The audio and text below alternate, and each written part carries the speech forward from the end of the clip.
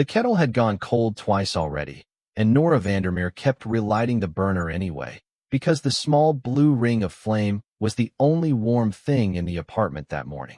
Outside the window, the rain came down the way it always did in late February, not hard, just steady, the kind that soaked into a person's bones and stayed there. She held her hands over the stove and counted the money on the counter without touching it, the way you might count something you were afraid would vanish if you moved too fast. $61. 2 20s, a 10, 2 5s, and a single so soft it felt like cloth. That was what stood between her and the end of the month, and the month still had 11 days left in it. By the end of this story, I'm also going to share something special with those of you who stick around to the end, something that can help you in your personal life. But first, let's get back to. In the next room, she could hear Ren breathing in her sleep, that small whistle on the exhale that the doctor said was nothing to worry about, but that Nora listened for every night anyway. Her daughter was 9 years old and slept with the lamp on now, had ever since the morning 14 months ago when she watched her father drop to the grass at the edge of a soccer field and not get up. The paramedics worked on Daniel for 19 minutes. Nora had counted those too, kneeling on the chalk line with her hands pressed flat against the wet ground, as if she could hold the earth still long enough for the universe to change its mind. Aortic dissection, the medical examiner called it later. A tear in the wall of the largest vessel in the body. No warning. No symptom anyone could have caught. He was 38 and he was laughing 1 second and gone the next, and the cruelty of it had never once loosened its grip on her. The life insurance had lapsed 2 months before he died. Nora knew the exact date. Knew it the way you know the worst things, by heart and against your will. She had let the policy slide during the 8 weeks Daniel was out of work, when his landscaping business folded, and they were choosing between the premium and the heat. And she had chosen the heat because it was January and Ren's chest got tight in the cold. So there was no payout. There was a second mortgage on a house they no longer owned, the bank having taken it back in October. There was $11,000 of funeral debt, because even dying cost money in this country, and there were the medical bills from the night they tried to save a man who could not be saved. She paid what she could each month, which was never enough, and the letters kept coming, and the phone kept ringing from numbers she had learned to recognize and not answer. She worked the early shift at a bakery downtown, in by 4, hands and flour by 4:15, and she worked afternoons at a pharmacy ringing up other people's prescriptions, and on the nights when the bakery did not need her, she cleaned offices in the business park off the highway, vacuuming carpets under fluorescent lights while the city slept. None of it added up to a life. It added up to survival, and only just. And survival was beginning to feel like a country she had been living in so long she had forgotten there was anywhere else. The letter came on a Wednesday. It was waiting in the metal bank of mailboxes in the lobby, wedged between a flyer for a furniture store going out of business and a notice from the county about water rates. The envelope was heavy, the paper thick and slightly yellowed, the return address printed in a deep brown ink that belonged to a different decade. Harlan and Pruitt, attorneys at law, Cascade County. Nora stood there in the cold lobby with the rain dripping off her coat and turned the envelope over in her hands twice before she opened it, because good news did not arrive on paper like this. Good news did not arrive at all, in her experience. It was always the other kind. She read it standing up, and then she read it again sitting down on the bottom step of the stairwell, because her legs had stopped being reliable. Iris Margarethe Vandermeer, the letter said, had died on the 2nd of January at the age of 91 in the town of Hartwell, and had named her granddaughter, Nora and Vandermeer, as the sole beneficiary of her estate. The estate consisted of a residence and an attached glasshouse situated on 11 acres of land at the end of Cattail Road, together with all contents and appurtenances thereto. Nora was asked to present herself at the offices of Harlan and Pruitt within 40 days to execute the transfer, after which, should she fail to appear, the property would pass into the possession of the county for the satisfaction of outstanding taxes. Iris. Nora had to sit with the name for a moment before it would hold still. Her grandmother. Her father's mother. A woman Nora had not seen since she was 7 years old. A woman who existed in the family the way a draft exists in an old house. Felt more than spoken of. There had been a falling out before Nora was born, something between Iris and Nora's father that nobody ever explained, only referred to in that lowered voice adults used when they wanted children to stop asking questions. Crazy old Iris, her Aunt Dolores used to say, the woman who threw her own life away on weeds. Nora's father had gone to his grave 11 years ago without ever saying his mother's name aloud in Nora's hearing, not once, and Nora had grown up assuming Iris was already dead, the way you assume the closed rooms of a house are empty because you have never had reason to open them.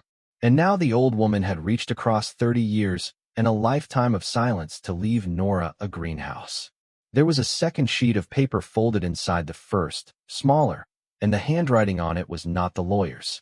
It was a thin, slanted hand, the letters formed with care by fingers that had clearly fought to keep them steady. Nora's name was at the top. The date. Beneath it was less than a year old.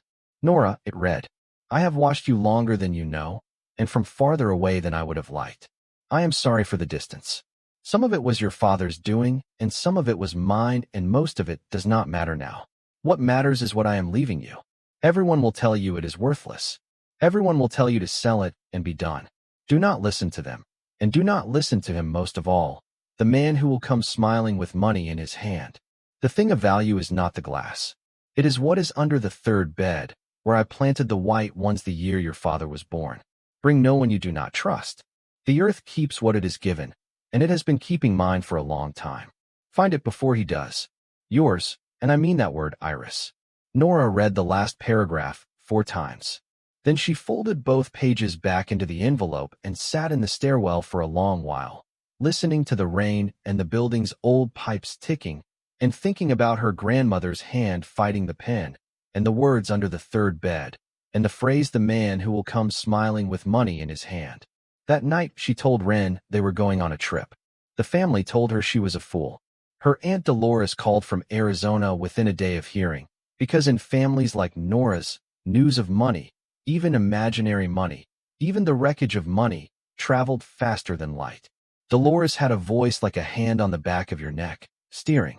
Sell it, she said, before Nora had even finished explaining. Sell it sight unseen if you can. Sell it to the first developer who looks at it. Take whatever they offer and don't be greedy. That place is a ruin, Nora. Your grandmother lived like an animal out there at the end. No power half the time. No people. She let the whole property rot around her ankles, and the taxes alone will eat you alive. You've got a child to think about. You can't afford a sentimental decision. You can barely afford the gas to get there. Her cousin Brett, who sold insurance and gave advice as though it were the same thing, sent her a long message full of numbers. The cost of getting to Hartwell. The cost of staying there. The cost of bringing a condemned building up to code, which would run into the tens of thousands at a minimum, money Nora plainly did not have. Cut your losses, the message ended. Anything you get for the land is profit. Anything you spend trying to save it is a hole you'll never climb out of. He meant it kindly, she thought. People usually did, when they were telling you to give up. It cost them nothing and let them feel wise. Even Maddie, who was the closest thing Nora had to a friend left over from the life she used to have, looked at her across a diner table the night before she left and said, gently, are you sure this isn't grief talking? You lost Daniel. You lost the house. And now this old woman you barely remember leaves you something, and it feels like a sign. But greenhouses don't fix anything, nor. I just don't want to watch you chase a feeling all the way to nothing. Nora did not have a good answer for any of them. She could not say out loud what she half believed, which was that a woman who had fought a tremor in her own hand to right find it before he does did not waste her dying strength on a sentimental gesture. She could not point to the line about the man who will come smiling with money in his hand, because it would sound, said aloud, exactly like the kind of paranoia the family had always pinned on Iris. So she said only that she had to go and sign the papers in person regardless, and that she might as well see the place before she decided anything, and that 40 days was not very long. What she did not say was that she had already decided. She had decided in the stairwell, with the rain coming down. Not because she believed in treasure. She had stopped believing in rescue around the time the bank changed the locks on her front door.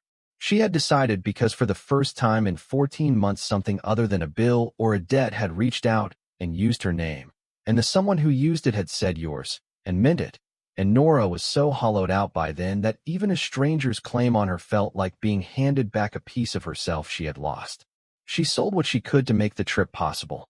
Her wedding ring went to a pawn shop on a Tuesday for $240, and she did not let herself feel it, the same way she had not let herself feel a lot of things in the last year, because feeling was a luxury and luxuries were the first thing to go. She sold the good winter coats they would not need and a box of Daniel's tools she had been keeping for no reason she could name. She put $400 of borrowed and scraped-together money into the gas tank of a 15-year-old hatchback with a check engine light that had been on so long it had become a kind of companion, and she packed 2 duffel bags and a cooler and Ren's pillow and a cardboard box of things that mattered. And on the first Saturday in March, she pointed the car east and north toward the mountains and drove. Ren did not say much. Ren did not say much anymore. Since the soccer field, she had folded most of her words up somewhere inside herself, and the doctor used careful phrases like selective mutism and adjustment to trauma and gave it time, and time was the one thing Nora had, even if she had nothing else. So they drove mostly in silence, the wipers keeping a slow rhythm against the windshield, the radio fading in and out as the highway climbed into the foothills and the towns grew farther apart, and the trees closed in around the road like a crowd leaning over a wall. Now and then Ren pressed her finger to the glass and traced the shapes of the hills, and Nora watched her in the mirror and felt the old ache, the wanting to fix what could not be fixed. The town of Hartwell announced itself with a sign that said "Welcome, population 2,100, except someone had crossed out the number with a streak of black paint and sprayed beneath it, in letters that had run in the rain, 900, and beneath that, smaller, good luck. Nora slowed the car and read it twice. The road dropped down out of the timber into a valley pinched between 2 ridges, and the town sat at the bottom of it like something left at the back of a drawer. There was a main street 4 blocks long. Half the storefronts were dark, their windows soaped over or papered with for lease signs gone gray at the edges. A feed store, a diner with a hand-lettered board out front, a bar, a church with a steeple that leaned a few degrees off true, as though it had grown tired of pointing at heaven, a grocery the size of a shoebox. And then, as the road bent past the last of the buildings and the houses thinned and the fields opened up, Nora saw the glass house. It stood at the far edge of the valley, against the dark wall of the forest, and even from half a mile away it stopped the breath in her chest. It was enormous. She had pictured a backyard greenhouse, a few panes of glass over a vegetable bed, and what she saw instead was a structure the size of a small church laid on its side, a long spine of iron and glass with a high central dome and 2 wings running off it, the whole thing wrapped in 50 years of vine and weather until it looked less like a building than like something the forest had begun to grow over and then forgotten to finish. Many of the panes were broken, gaps in the glass like missing teeth, and ivy had climbed in through the gaps and out again. Where the glass remained whole, it caught the gray afternoon light and held it, a dull silver glow that made the place seem lit from within, even though Nora knew there could not be any power. Ren sat forward in her seat. She did not say a word, but she pressed both hands against the window, and her mouth came open, and Nora saw in the mirror something she had not seen on her daughter's face in 14 months, which was wonder. The house sat just beside the glass house, attached to it by a covered walk, a narrow 2-story place of dark wood, and a steep roof furred with moss. A porch ran along the front of it, sagging in the middle but holding. The yard had long since stopped being a yard. It was a thicket now, brown with winter, threaded through with the dead stalks of last year's growth and the green spears of this year's pushing up through the rot.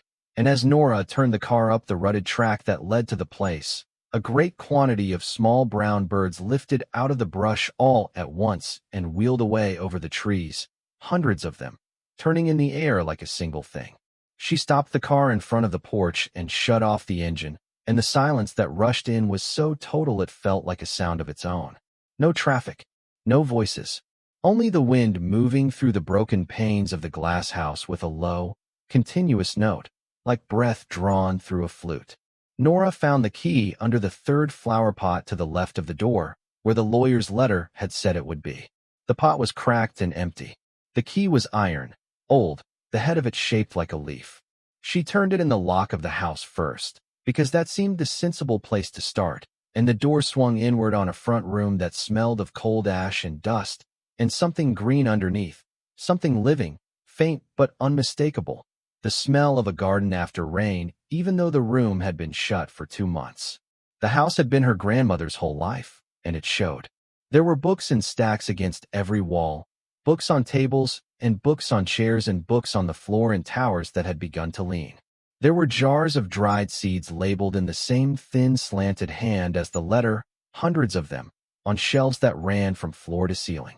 There were pressed flowers under glass and botanical drawings pinned to the walls, drawings done by hand, beautiful ones, the veins of leaves and the throats of orchids rendered with a patience that made Nora's eyes sting for reasons she could not have explained. There was a kitchen with a wood stove and a hand pump at the sink. There was a single armchair pulled up to the dead fireplace, with a knitted blanket folded over the arm and a pair of reading glasses on the side table, exactly where Iris must have left them the last night she was able to sit there, and Nora stood looking at those glasses for a long moment and felt the strangeness of it, that a person could be gone and her glasses could still be waiting. She got the fire going with kindling from a basket by the hearth and lit the oil lamps she found in the kitchen, and she carried in the cooler and the bags and made up the bed in the small back room with the linens she had brought. And by the time the early dark came down over the valley, the house had begun, against all odds, to feel less like a tomb and more like a place where people could be. Wren walked the room slowly, touching nothing at first and then touching everything, running her fingers along the spines of the books and the rims of the seed jars, and Nora let her, and watched, and did not push. It was full dark, and the rain had started again when the dog came. Nora heard it before she saw it, a low sound at the door that was not quite a growl and not quite a whine. And when she opened the door with the lamp held high, there was a dog standing at the bottom of the porch steps in the rain, enormous and ancient and shaggy, gray about the muzzle, one eye clouded over with a film of milky blue. It did not come up the steps. It stood and looked at her, water running off its coat, and Nora looked back, and something passed between them that she could not name. Then the dog climbed the steps stiffly, one at a time, and walked past her into the house as though it had been doing so every night for years, which Nora understood. All at once, it had. It went to the dead fireplace and lay down in front of the fresh fire with a groan that was almost human and shut its eyes. There was a collar under the wet fur, leather gone black and soft with age, and a brass tag, and Nora knelt and turned the tag to the lamplight and read the single word stamped into it. Bram. Wren came and sat down on the floor beside the dog without being asked, and after a moment she put her small hand flat on its side, and the dog's tail thumped once against the floorboards, and Nora watched her daughter's face and saw it do the thing again, the softening, the letting go of something held too tight for too long. Wren did not speak, but she leaned down and put her cheek against the dog's wet shoulder, and the dog let her, and the two of them stayed like that, the firelight moving over them, while the rain came down and the broken glass house breathed in the dark.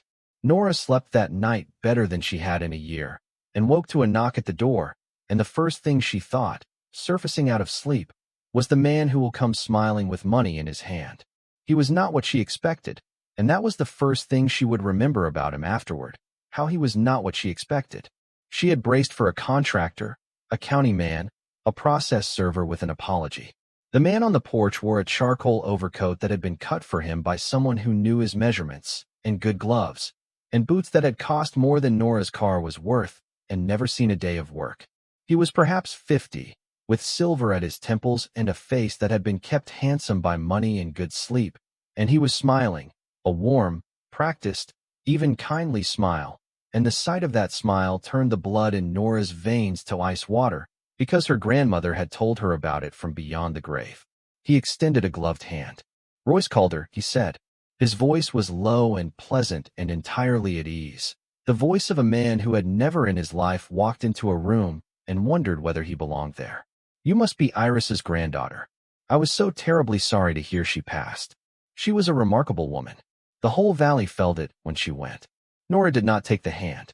She stood in the doorway in yesterday's clothes with the dog rising behind her, the hackles lifting along its gray back, and she said only, "What can I do for you, Mr. Calder?" If he was offended, he did not show it. He let the hand drop and slid it back into his coat pocket and looked past her, briefly, into the house, his eyes moving over the books and the seed jars and the drawings on the walls with an attention that lasted only a second, but that Nora caught and filed away. Calder Botanical, he said, turning the warm smile back on her.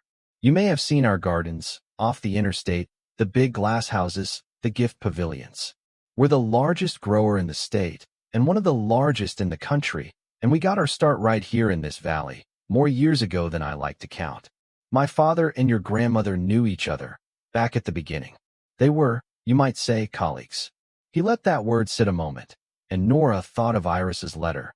They were, you might say, colleagues, and the careful way Calder set the word down told her it was a lie laid over something else, the way a clean cloth gets laid over a stain.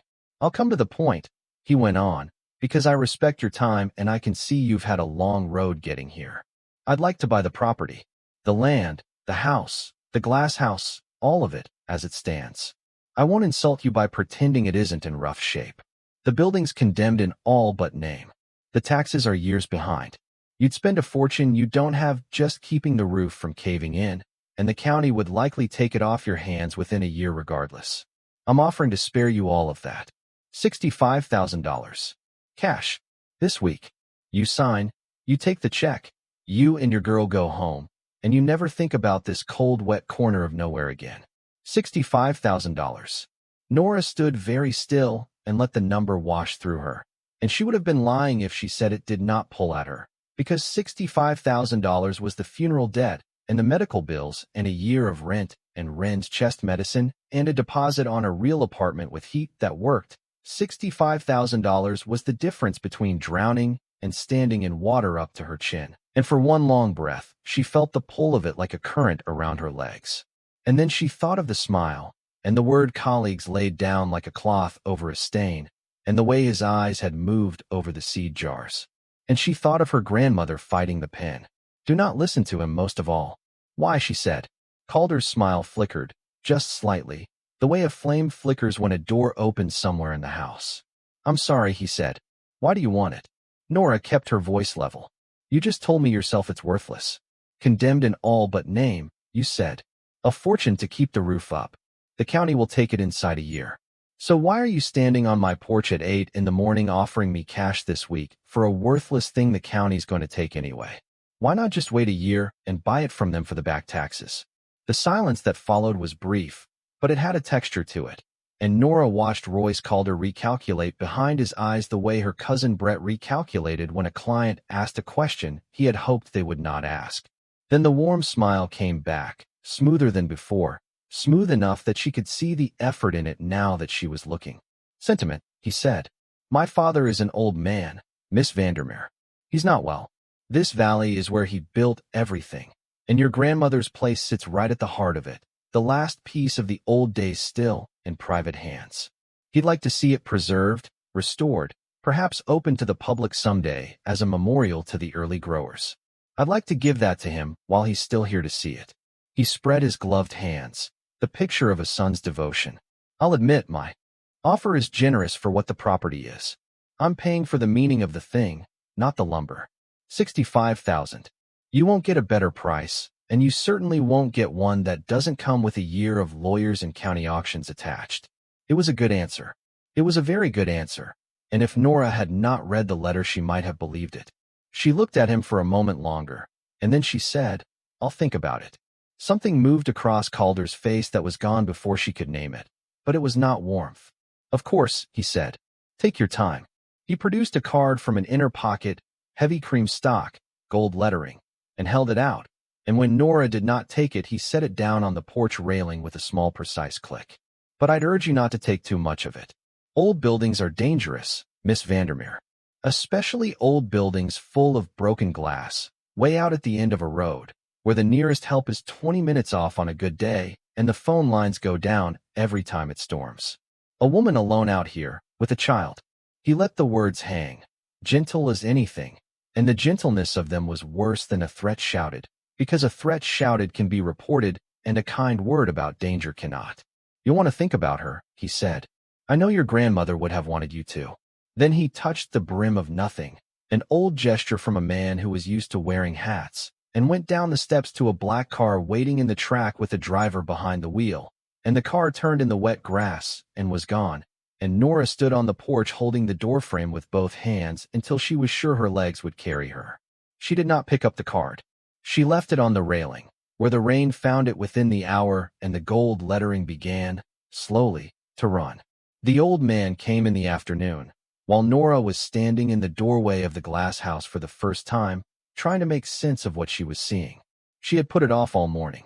After Calder's car disappeared, she had walked the property instead, the 11 acres of it, or as much as she could get through, and found a tumble-down shed full of clay pots and rusted tools, and a dry well with a wooden cover, and the remains of an orchard gone wild, gnarled apple and pear trees that had not been pruned in decades but still, she saw, had set the hard green buttons of fruit. She found a vegetable plot behind the house, weed-choked but recognizable, the beds laid out in neat rectangles that even ruin had not entirely erased. Everywhere she went she had the sense of a place that had been loved with a ferocious attention and then, all at once, let go. The way a body is loved and then let go. And the comparison would not leave her. And then she had run out of ways to avoid it, and she had gone to the glass house, and she had pulled open the great iron-framed door, and she had stood there on the threshold and forgotten, for a while, to breathe. Inside, the forest had come in, and the garden had refused to die, and the two of them had been fighting it out in the green dark for 50 years. Vines climbed the iron ribs and hung down from the high dome in ropes and curtains. Trees had taken root in the broken beds and grown up toward the light through the gaps in the glass, slender and reaching. The air was warm. That was the thing Nora could not understand, standing there. The day outside was 40 degrees and raw with damp, and the air inside the glass house was warm, a soft, humid warmth that pressed against her skin like a held breath, and it smelled of earth and green, and something sweet she did not have a name for, and there was a sound, a steady trickle, water moving somewhere out of sight, and over and under everything the low organ note of the wind in the broken panes. There were flowers blooming.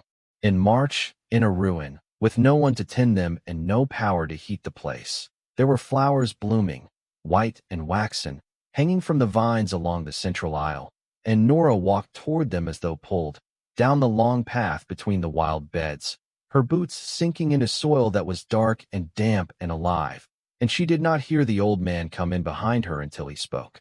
She kept them going, he said. Folks never could figure it. There's a spring under this place, comes up warm out of the rock. Your grandmother dug the channels to run it under the beds. Geothermal, the young fella from the college called it once.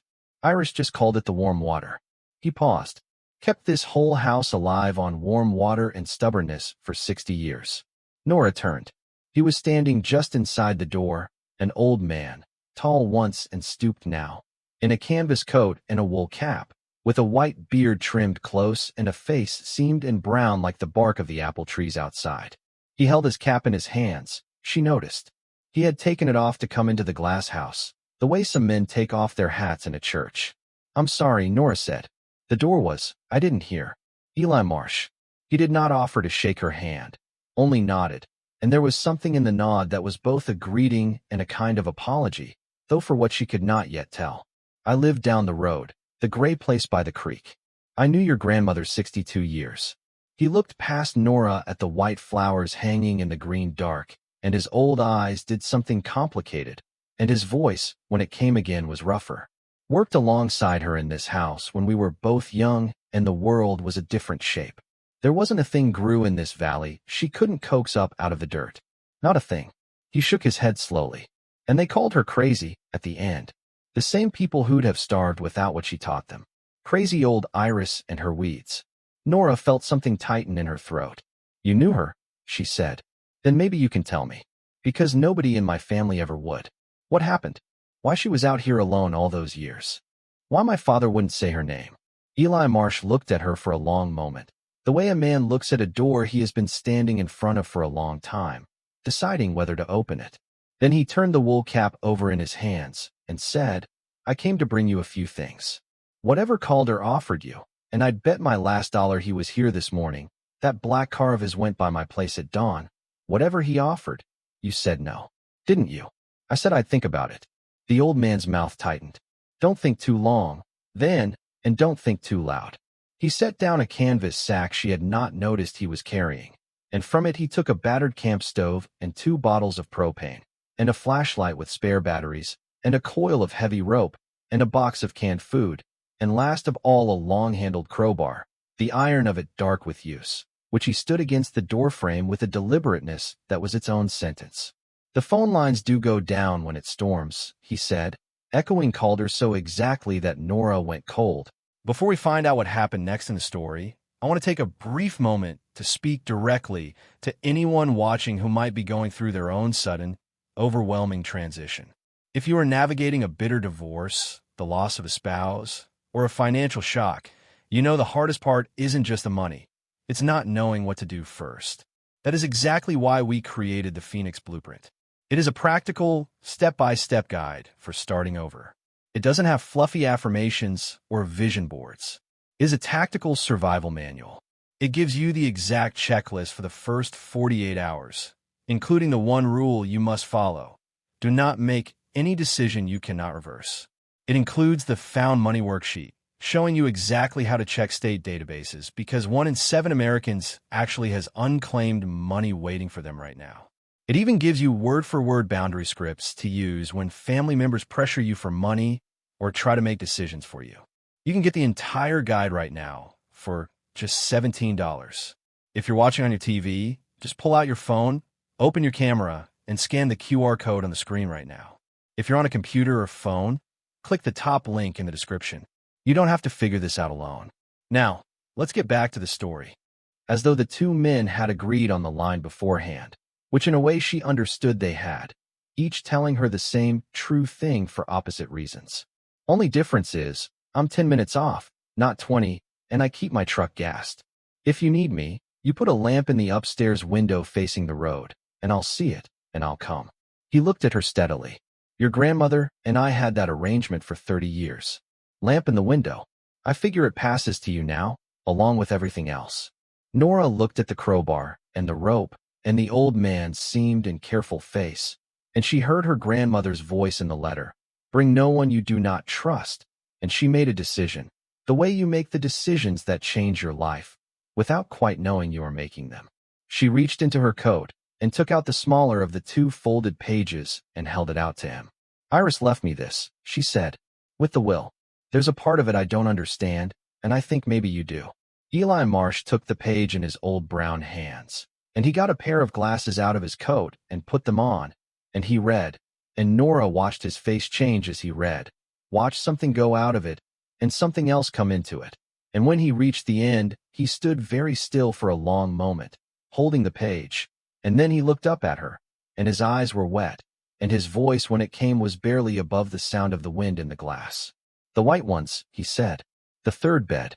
He turned and looked down the long aisle of the glass house, past the white flowers hanging in the warm dark, to where, halfway down, a low brick wall marked off a planting bed wider than the others, choked now with vine, and his old face was full of something Nora could only call grief, or fear, or the place where the 2 of them meet. She told me once, he said, near the end. I didn't believe her. God forgive me. I thought it was the morphine talking. He looked back at Nora. She said she'd buried it where nobody would ever think to dig, because the only place a man like Calder would never look for a fortune was under a flower. They stood together at the edge of the 3rd bed in the green warmth, and for a while neither of them spoke. The vine had grown over the low brick wall, and into the soil and up the iron ribs above, a tangle so dense that Nora could not have said where the planting bed ended and the wall began. The white flowers hung above it, pale lanterns in the gloom, and the warm water ran somewhere underneath with its small, steady voice. Tell me about her, Nora said. About what happened. I think I need to know before I put a shovel in that ground. Eli Marsh lowered himself onto the brick wall with the care of a man whose knees had been arguing with him for years, and he held his wool cap in his lap, and he started at the beginning, or as near to it as he could find. They came over from the old country when Iris was a girl, he said. The Vandermeers. Bold people, growers, generations of it. And they brought their knowledge, and they brought a little money sewn into the lining of their lives the way those families did. And they bought this valley land for next to nothing, because nobody else wanted ground that froze 9 months out of 12. And Iris, he said, and his old face warmed. Iris was the best of them. Better than her father, better than anyone I ever saw. She could look at a plant and know what it wanted. She bred the white one right here, in this bed, the year your father was born. Crossed it and crossed it again over 7 seasons until she had a bloom that didn't exist anywhere on this earth before her, a white that held in the cold, that bloomed when nothing else would. People came from 3 states to see it. And Sterling Calder, Nora said. The warmth went out of Eli's face. Sterling Calder was a salesman, he said, charming as a snake and twice as patient. He had no gift for growing, none, but he had a gift for seeing what a thing was worth and a gift for taking it. He partnered with Iris when they were young, said he'd handle the business, the selling, the patents, while she did the growing. And she trusted him, because she was the kind of person who couldn't imagine doing to another soul what he did to her. He filed the patents in his own name. Every one. The white bloom, the cold hardy stock, all of it, 20 years of her work, registered to Sterling Calder and the company he built on the back of it. By the time she understood what he'd done, he had the lawyers and the money and the name. And she had a ruin at the end of a dirt road and a reputation he'd spent good money to ruin. Crazy Iris. Lives alone with her weeds. He paid people to say it. I heard him do it once, in the diner, laughing. Nora looked at the white flowers hanging in the dark and felt something move in her that was older than her own grief, an anger handed down. She never forgave him, and she never stopped. Eli said. That's the part the family got wrong. They thought she'd given up out. Here. She hadn't given up. She was waiting. She kept the true parent plants alive, the originals, the proof of what was hers, and she kept her records, every cross, every date, in her own hand, where his lawyers couldn't burn them. And there was money, more of it than anyone knew, though I never asked and she never said. He looked at the bed. She told me, near the end, that she'd put all of it where the earth would keep it. Everything Sterling Calder spent 50 years trying to get his hands on. Under the flowers, she said, where a man like that would never think to dig, because men like that don't believe anything grows that they can't buy. He shook his head slowly. I held her hand and I said yes. Iris, of course, and I thought it was the medicine. God help me. I thought she was already half gone. Nora knelt at the edge of the bed. She did not decide to. Her body did it for her, the way it had knelt on the chalk line of the soccer field, and she put her bare hand flat against the dark warm soil between the brick wall and the vine, and she pressed, and beneath the loose top layer of earth, no more than a hand's width down, her fingers met something that was not root and was not stone. Something flat. Something worked.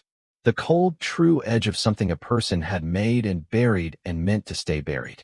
Behind her, by the door, Bram came up off the floor all at once with a sound she had not heard him make, a low rolling growl that lifted every hair on Nora's arms, his clouded eye and his good eye both fixed on the dark wall of forest beyond the broken glass. And in the same moment Wren appeared in the doorway in her sock feet, having come from the house through the covered walk, and she did not speak, but she lifted one small hand and pointed past the dog, out through a gap in the panes, to the tree line where the dusk was gathering, and Nora turned and looked, and for just a moment, before it stepped back into the dark, she saw the pale shape of a face among the trees, watching the glass house, watching them, and then it was gone, and there was only the wind in the broken glass and the warm water running and the white flowers hanging over the place where her grandmother had buried the truth. Nora did not sleep that night, and neither did the dog. She had pulled Wren back from the doorway and bolted the glass house door and brought them both into the house through the covered walk, and she had hung an oil lamp in the upstairs window facing the road the way Eli told her to, not because she had decided anything, but because her hands wanted to do something, and that was the thing they knew how to do. Eli had stayed until full dark, walking the line of the trees with his flashlight and finding nothing, no man. Only a place near the gap in the panes where the brush was pressed flat in the shape of someone who had stood there a long while, and a single clear boot print in the soft ground at the edge of it, large, the tread new and deep. He had crouched over it with the light and said nothing, And then he had stood and looked at Nora across the cold yard and said, "You saw a face. Then somebody was here. He told you old buildings are dangerous. And then somebody stood in your trees till dark watching you find what he's looking for. You understand me. He didn't come to talk anymore." She understood him. She lay awake on the narrow bed with Wren asleep against her and the dog stretched across the foot of it. And every hour or so Bram lifted his great gray head and looked at the window. And once, near 2 in the morning, he came up off the bed entirely and stood with his hackles raised and a sound rolling out of him low and steady, facing the wall that gave onto the glass house. And Nora lay rigid in the dark with her heart slamming and waited. And after a long while the dog settled again and, whatever had been out there, if anything had, went back into the night. In the morning she found a gouge in the wood of the glass house door, fresh, pale against the weathered iron, where someone had tried the lock with something thin and given up, and she stood looking at it for a long time. And then she went and got Eli. They started the dig that afternoon, and they told no one. It went against everything in Nora to do it that way. Her whole life, she had done things the careful, legal, hat-in-hand way, asking permission, filling out the forms, waiting in the right lines, and it had left her kneeling on a soccer field and standing in a lobby holding her own keys to a house that was no longer hers. So when Eli said, "You call no lawyer and no sheriff and no soul in your family until you know what's down there, and you have it where they can't take it from you. Your grandmother spent 50 years learning that lesson, and she paid for it." Nora listened. "Bring no one you do not trust," the letter said. She trusted the old man. She did not entirely know why, except that he had taken off his cap to walk into a ruin full of weeds, and a man who did that was not a man who would lie to her about her grandmother. The vine came first. It had grown over the brick wall of the third bed and rooted itself in the soil and woven through the iron above until it was less a plant than a net. And they cut it back with loppers and a handsaw through the warm green afternoon, the two of them, sweating in the strange heat of the place, while the rain came down on the broken glass overhead and ran in through the gaps and out again. Wren worked alongside them in her own way, dragging the cut vine to a pile by the door, her small face set with a concentration Nora had not seen on it in a long while. And Bram lay in the doorway with his good eye on the road and his clouded eye on the dark, a sentinel that did not need to be told what it was guarding. By the time the light began to fail, they had cleared the bed down to bare soil, a rectangle of dark earth wider than the others, 8 feet by perhaps 12, and Nora stood at the edge of it with the loppers hanging from her hand and looked at the ground, where her grandmother had buried whatever she had buried, and could not make herself begin. It was Eli who put the first shovel in. He did it the way he did everything, without ceremony, sliding the blade into the loose top soil and turning it, and the smell that came up was warm and wet and green, and Nora made herself pick up the second shovel, and they dug. The earth was soft for the first foot, the rich worked soil of a planting bed, threaded with old root, and then the blade rang against something, the sound she had felt under her fingers the evening before, and they got down on their knees in the dirt and cleared it with their hands. And there it was in the lamplight, a slab of poured concrete, gray and smooth, set level into the earth, with an iron ring fixed into the center of it, rusted but whole. For a moment neither of them moved. The warm water ran somewhere beneath their feet with its small steady voice, and the white flowers hung overhead in the green dark, and Nora knelt with her hands black to the wrist, and looked at the iron ring and understood that her grandmother had not been crazy, and that the family had been wrong about her for 30 years, and that Royce Calder had stood on the porch and lied to her face. And the 3 understandings arrived together and left her shaking. She poured a fortune into pouring that, Eli said softly, touching the edge of the slab. "Concrete. Out here, all the way down this road. I remember a truck came. Must be 40 years gone now, and she sent me to town that day on some errand that didn't need doing, and when I came back the truck was gone, and she had concrete dust in her hair, and she'd never say a word about it." He shook his head. 40 years I never knew. 40 years she let them call her crazy, and she never told a living soul, not even me. He looked up, and his old eyes were wet again in the lamplight. "She trusted you with it, girl. A child she hadn't laid eyes on since you were 7. You understand what that means." Nora did not trust her voice, so she did not answer. She fed the crowbar through the iron ring, and Eli took the long end, and Wren came and stood close without being told. And together the old man and the woman threw their weight against the bar, and the slab came up out of the earth with a sucking groan and a breath of cool air from below. The first air to leave that place in 40 years, and it smelled of stone and iron and time, and of something else under it, faint and green. The smell that was in the house, and in the glass house, and that Nora was beginning to understand was the smell of her grandmother's whole long secret life. Beneath the slab was a shaft, lined with brick, and a ladder of iron rungs set into the wall going down into the dark. Eli went first, because Nora would not let Wren near the edge and would not leave Wren above alone. And so the old man took the flashlight in his teeth and went down the rungs with a slowness that made Nora's chest tight, his breath loud in the shaft, and she stood at the top with her hand on Wren's shoulder and listened to him descend. 6 feet, 8, 10, and then his boots hit something solid and the beam of the flashlight swung wide below. And for a moment there was only silence, and then his voice came up out of the earth, thin and strange, changed. "Oh, Iris," he said. "Oh, you clever woman." They went down together after that, Nora carrying Wren on her back the way she had carried her across the snow of no place, the way mothers carry children into the parts of the world they cannot yet walk through alone. And they came off the bottom of the ladder into a room that should not have existed, a chamber cut and built beneath the glass house, perhaps 15 feet on a side, the walls brick and mortared, the ceiling a vault of the same, and the air dry and cool and still. The flashlight beam moved over it, and Nora's mind worked to make sense of the shapes it found, the way a person waking in a strange room works to assemble the dark into furniture. There were shelves. The walls were lined with them, plank shelves built with care, and on the shelves were boxes, metal boxes, the kind that lock, dozens of them.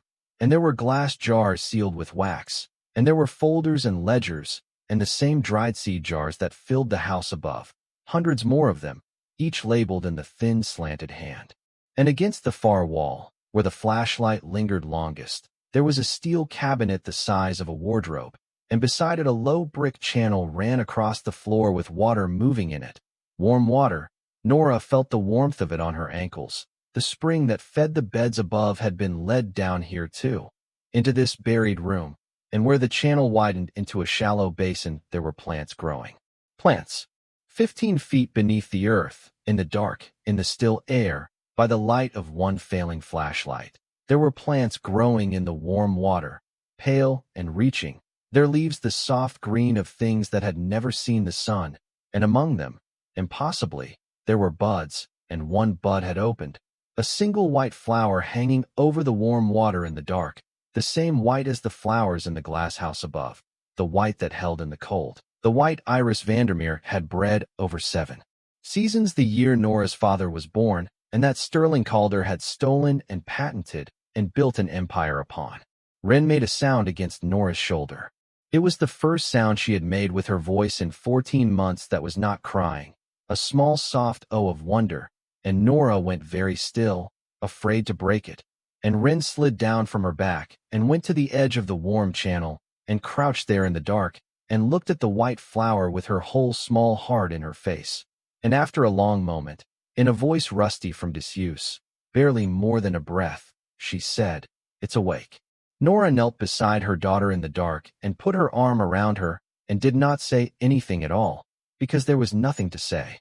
That would not be smaller than the thing that had just happened, and the white flower hung over the warm water, and the old man stood across the chamber with the flashlight in his shaking hand and wept without any sound.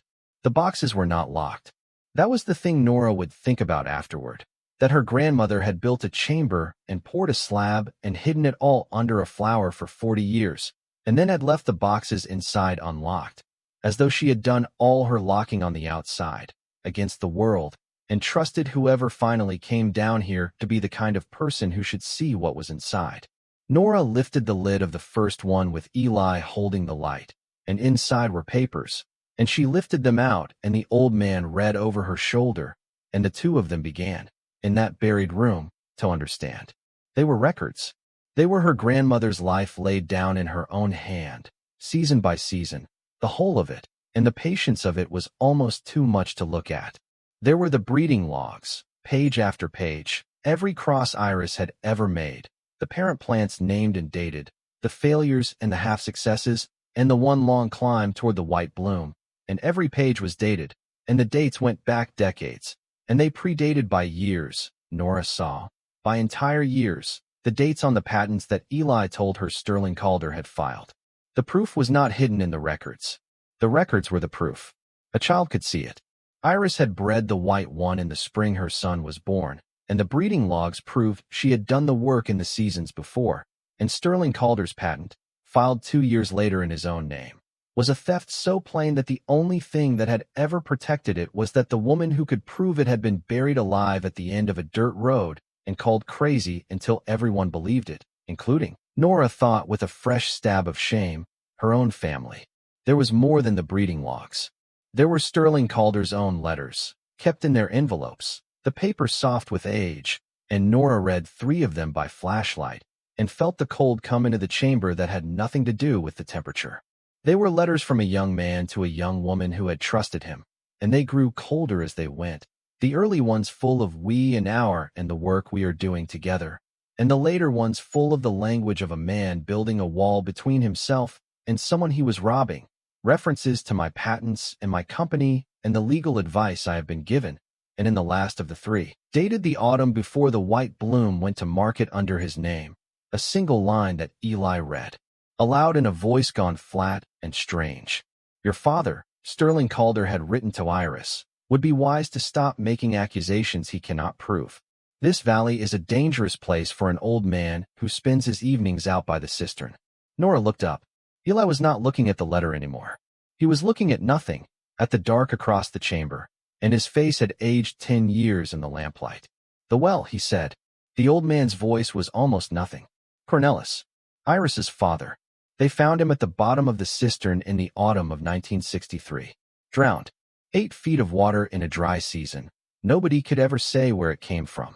The county called it an accident, an old man wandering at night, and Iris stood up at the inquest and said it was no accident and named Sterling Calder in front of the whole town.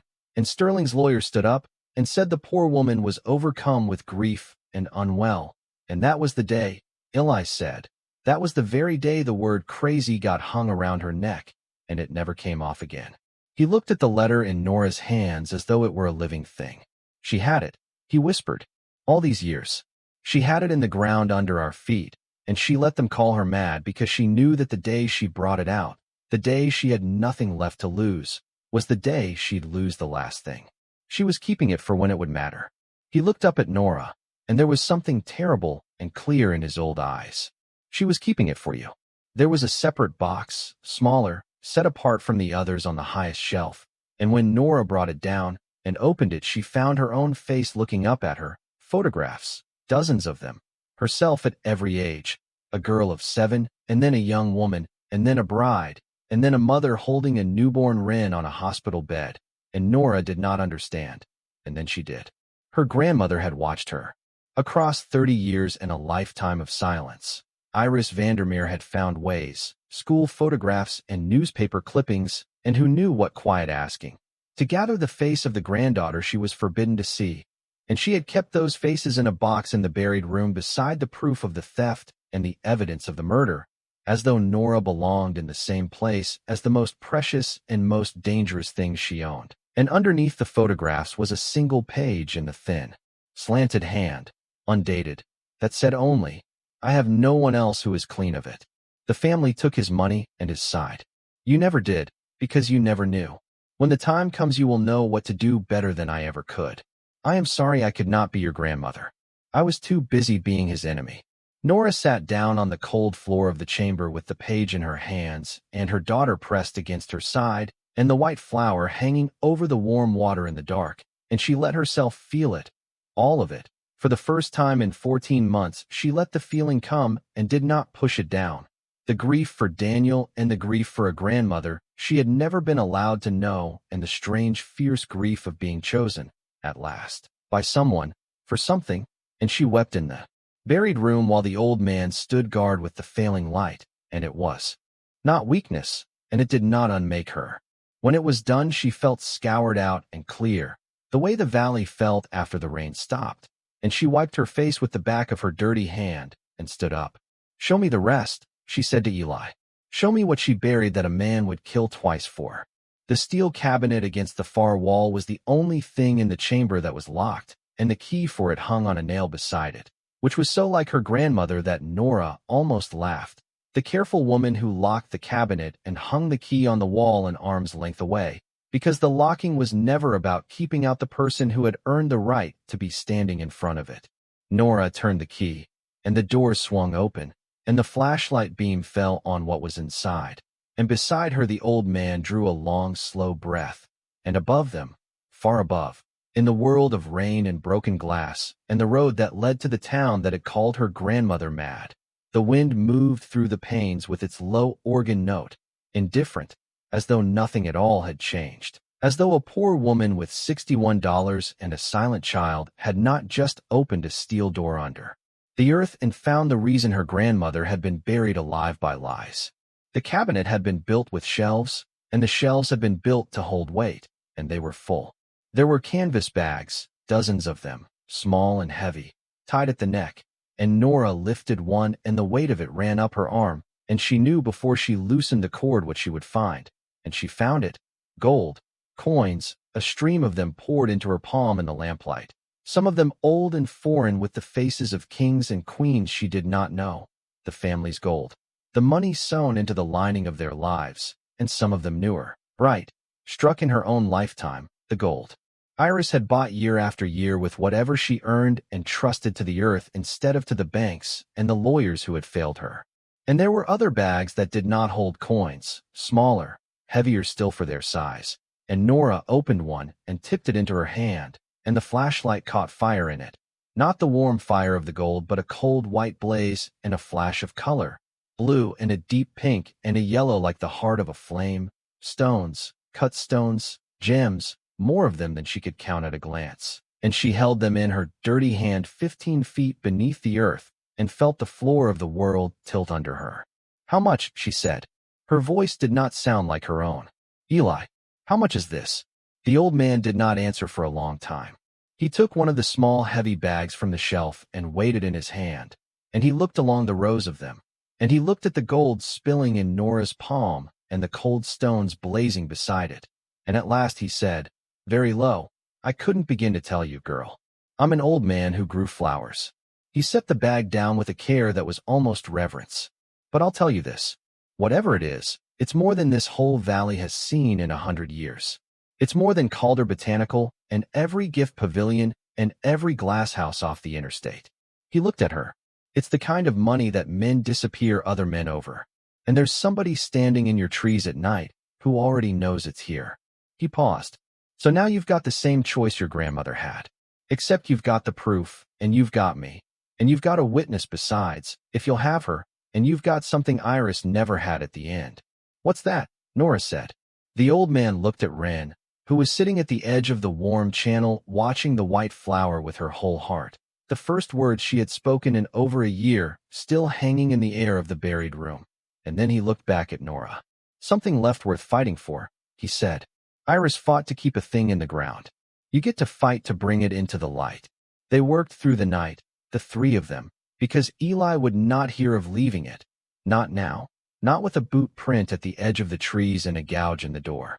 "We move what matters, and we move it tonight," he said, and Nora did not argue, because she had spent her whole life being careful, and the careful way had taught her nothing except how to lose.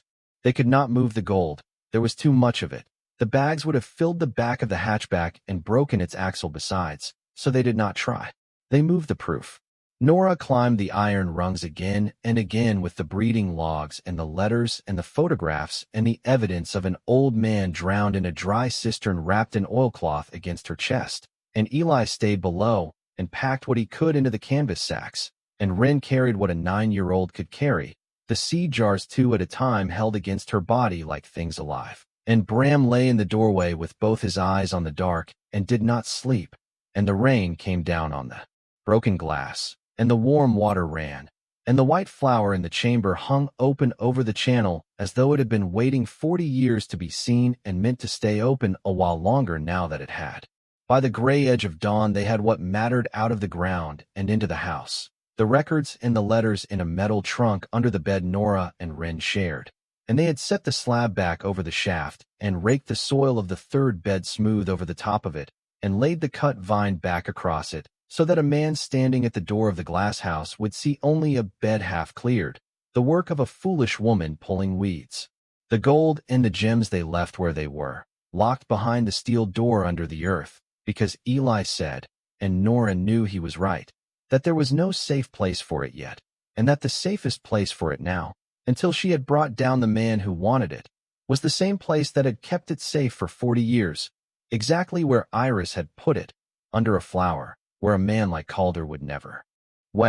They came for the glass house 3 nights later, and it was Wren who woke the house. Nora was dragged up out of a thin and exhausted sleep by her daughter's voice. Not a whisper now, but a shout. The first time in 14 months Wren had raised her voice above a murmur, and the shout was Mama. The dog, somebody's at the glass, and Nora was on her feet before she was awake, and Bram was already gone from the bed, already at the covered walk, throwing himself against the door to the glass house with a sound coming out of him that she had never heard, a deep rolling roar that did not belong to the gentle half-blind animal who let a 9-year-old sleep against his side.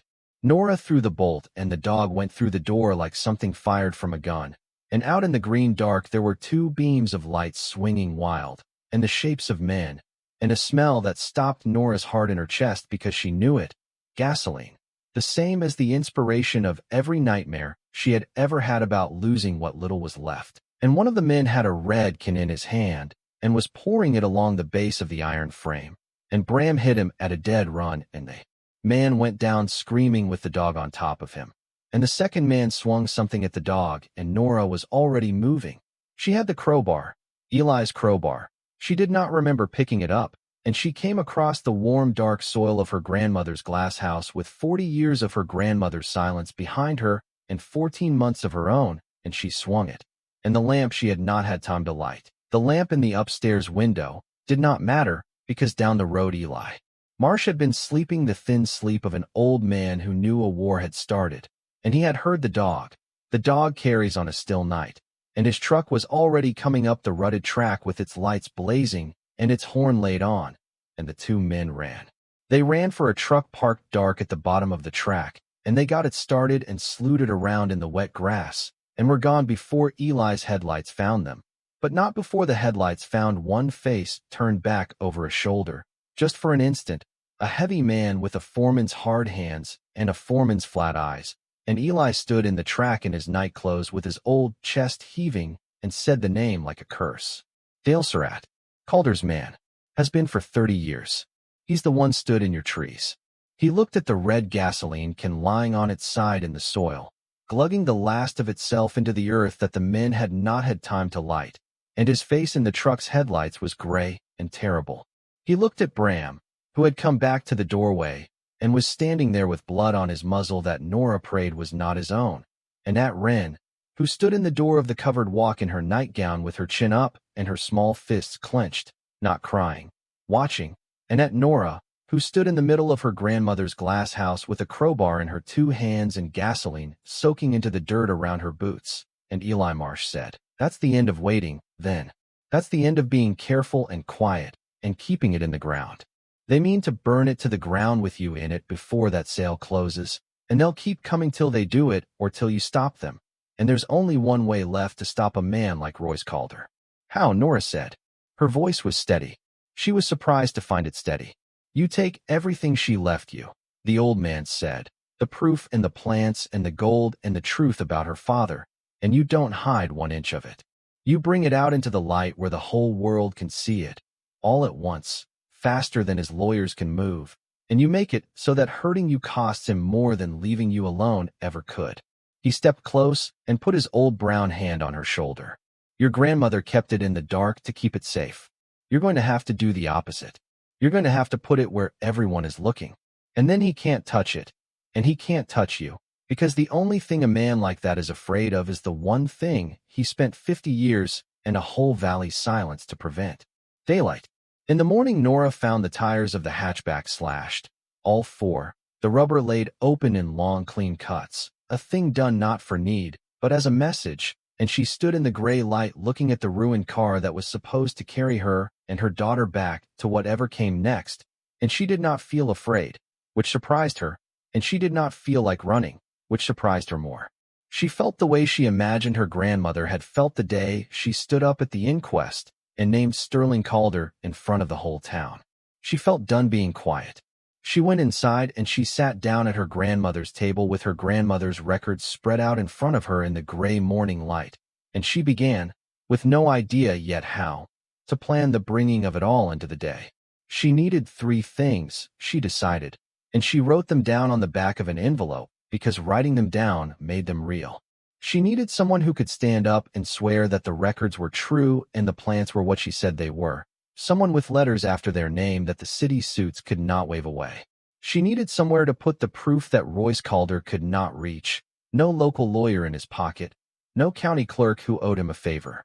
And she needed the world looking, all of it, all at once, the daylight Eli had talked about, because a thing seen by enough people cannot be made to disappear, no matter how much money is brought against it.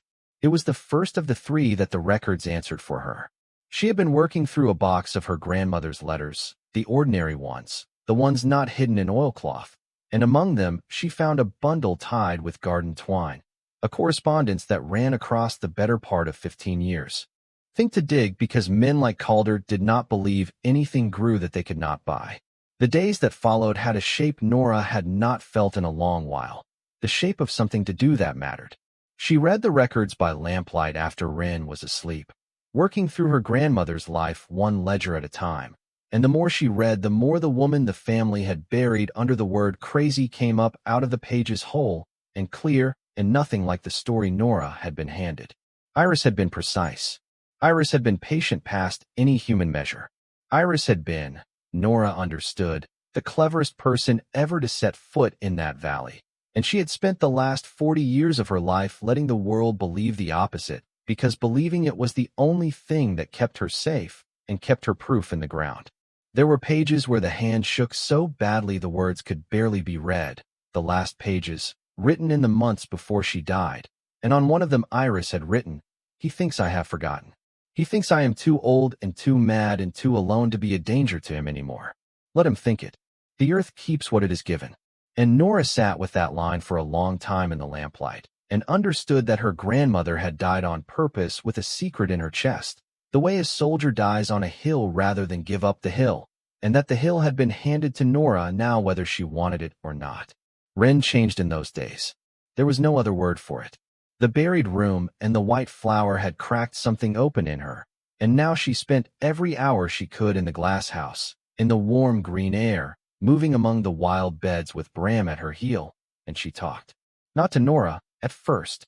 She talked to the flowers, low and private, the way she used to talk to her father, and she talked to the dog. And then one afternoon Nora came into the glass house and found Wren standing at the brick wall of the 3rd bed with her hand flat on the raked soil over the place where the slab was, and Wren looked up and said, in a voice still rusty but growing stronger every day, "She's still down there. The awake one. We left her in the dark." And Nora knelt and held her daughter and said, "I know, baby, and we're going to bring her up into the light. All of it. I promise you."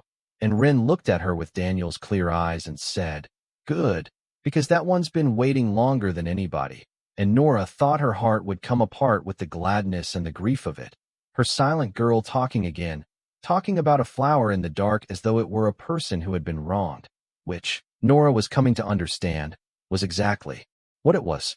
She learned what the white bloom had become on a hill above the town, where Eli told her the phone would find a signal, and she sat in the cold car with the engine running for the heat, and held the cracked screen up to the gray sky, and read about Calder Botanical until her hands went cold around the phone. It was bigger than she had let herself imagine. There were Calder glasshouses in 9 states. There were gift pavilions and garden centers and a catalog that went to millions of homes, and at the center of all of it, on the front of the website in a photograph taken in soft golden light, was the white bloom, her grandmother's white bloom, the one hanging in the dark 15 feet under the 3rd bed, except here it had a name that was not its name. They called it the Calder Snow. They called it the flower that built a company. There was a whole page about the founder, Sterling Calder, a young visionary who, the page said, developed the first commercially successful cold hardy ornamental in the 1960s and changed American gardening forever. And there was a photograph of him as a young man standing in a glass house that Nora recognized, because it was this one. It was her grandmother's glass house, and her grandmother was not in the picture, had been cut out of the picture, had been cut out of the whole story, so cleanly that a person reading it would never know a woman named Iris Vandermeer had ever lived. And there was a more recent item, dated only weeks before, and when Nora read it the cold went all the way through her, because she understood at last why Royce Calder had come smiling to her porch with $65,000 and a soft word about danger, and why he could not wait a year for the county to take the place, and why there had been a man in her trees.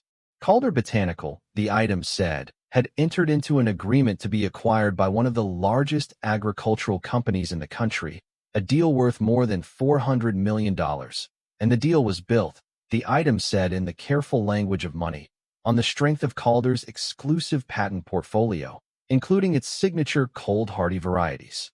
There was a quote from Royce Calder about honoring his father's legacy. There was a line about the sale closing by the end of the spring. There was, between the lines, where Nora had learned to read in the last terrible year of her life, the shape of the truth, which was that Royce Calder was weeks away from selling for $400 million a company built on patents he could not afford to have anyone look at too closely. With his father dying and the spring closing in, and somewhere in a valley at the end of a dirt road there was a granddaughter nobody had counted on, sitting on top of the one thing in the world that could turn all 400 million of it to ash, the dated proof that the foundation of the whole empire had been stolen from a woman they had called mad, and the living original plants to prove it, and the letters in Sterling Calder's own hand, and a drowned old man at the bottom of a dry cistern. She understood, sitting in the cold car on the hill, that she was not in a story about treasure anymore. She was in the same story her grandmother had been in for 50 years, and the only question left was whether it would end the same. Between Iris and a young man who had come out to the valley as a graduate student to study the warm water under the glass house and had stayed in touch long after, through his degree and his first post, and his slow climb to a chair at the state university. Aaron Holt, the young fellow from the college, Eli said, when Nora showed him. Came out 3 or 4 summers running, back in the day. Skinny thing. Asked 1,000 questions. Your grandmother liked him because he was the only one who ever came out here wanting to learn instead of wanting to take. The last letter in the bundle was 3 years old, and in it Professor Holt had written, Iris, you must let me publish something of what you have done out there before it is lost. The work is too important to die with you. History will not forgive us if it disappears. And Iris had clearly never answered him, because she could not, because to let him publish was to bring the daylight, and she was saving the daylight for the day she had nothing left to lose. Nora set the letter down and looked at it for a long time. Then she looked at Eli. He wanted to tell it 3 years ago, she said. He thought it was worth saving when he didn't know the half of it. The breeding records, the dates, the living originals downstairs. He could prove every word. Eli nodded slowly, and something that was almost hope came into his old face. Then you've found your man, he said. If he's still got the spine he had at 24. Nora folded the letter and put it in her coat against her heart, the way she had carried the proof up the iron rungs in the dark, and she thought, one of 3, and she felt, for the first time since the stairwell in the rain, something that was not fear and was not grief, but was very close to the thing she had given up on a year ago on a wet field with her hands flat against the ground. She felt a chance. She was still at the table, the professor's letter against her heart and her grandmother's records spread before her, when she heard the cars on the road. She went out onto the porch with the dog rising behind her, and she watched them come up the rutted track in a line, slow and unhurried, the way a thing comes toward you when it is certain you cannot get away.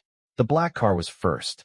Behind it came a county truck, white, with a seal on the door, and behind that a second county vehicle, and behind that a sedan with 2 men in it wearing the kind of suits that came up from the city.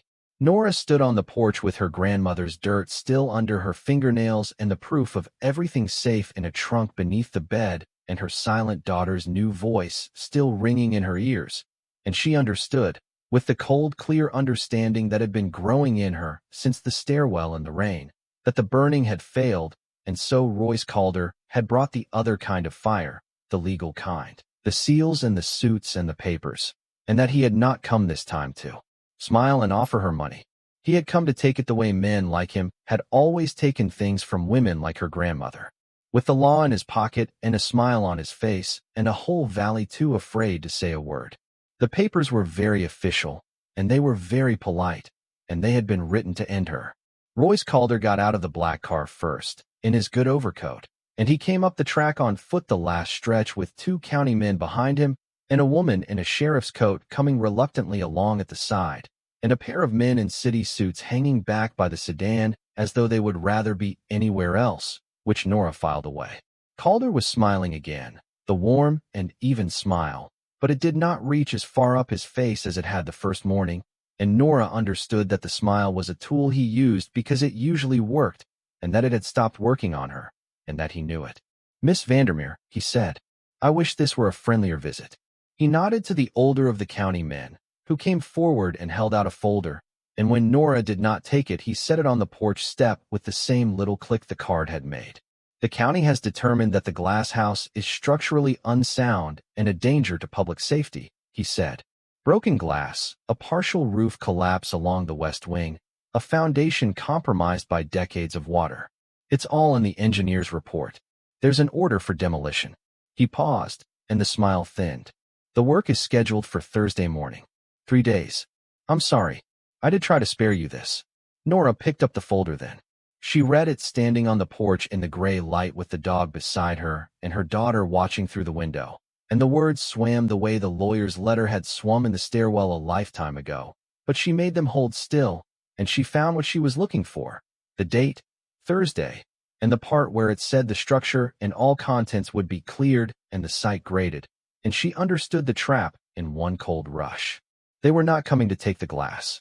They were coming to bury the chamber under a hill of rubble and graded earth, to crush the living originals in the dark and grind her grandmother's 40 years of proof into the ground forever, 3 days from now, with the law's own seal on the door, and there would be nothing left to find and no way to prove there had ever been anything to find. And the $400 million sale would close in the spring on patents no one would ever again be able to question, because the only woman who could question them would have her glass house and her grandmother's name buried under a parking lot. She looked up at Royce Calder, and she looked past him at the woman in the sheriff's coat, who was studying her own boots, and at the 2 city men by the sedan in their good suits, and she made a decision. "You're with the buyer," she said to the 2 men by the car. Her voice carried across the wet yard. "You're not his lawyers. His lawyers would be standing up here next to him. You're from the company that's paying $400 million for Calder Botanical, and you came along to look at the last loose end before the deal closes." She watched the taller of the 2 go still, and she knew she had it right. "Then you'll want to hear what's in this glass house before you let your client demolish it," she said. "Because I don't think your client knows what it's built on. I don't think they know whose flower the Calder snow really is." Royce Calder's face did something then that no smile could cover, and the sheriff's head came up off her boots, and the 2 men by the car looked at each other. And into that silence Nora said the thing she had not planned to say, but found she had been waiting her whole life to say to a man like him. 3 days, she said. "You gave me 3 days." She handed the folder back, and she did not let her hand shake. "Thank you for that. I'll see you Thursday morning, Mr. Calder. All of you. Bring your cameras if you like." She did not sleep again, but it was a different kind of not sleeping now.